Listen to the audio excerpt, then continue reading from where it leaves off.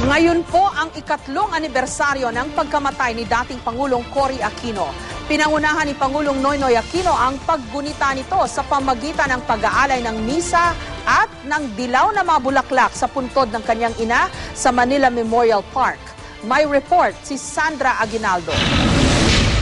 Pinalibutan ng mga dilaw na bulaklak ang puntod ni dating Pangulong Cory Aquino sa Manila Memorial Park. Sa kabila ng masungit na panahon, hindi ito naging hadlang sa paggunita sa ikatlong anibersaryo ng kanyang kamatayan. Si Pangulong Noynoy dumalo sa misa para sa kanyang ina.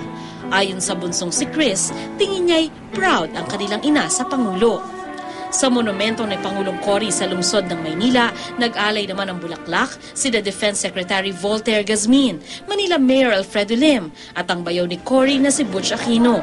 She signifies clean, honest and good governance na dapat pamarisa ng lahat na nanunungkulan sa pamahalaan.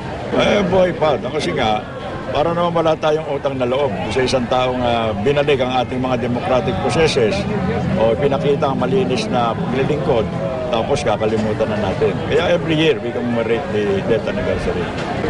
Alam mo, naalala ko sa dating Pangulo yung kanyang tapat na pagsiservisyo sa bayan at yung kanyang malinis na kalooban sa bawat Pilipino.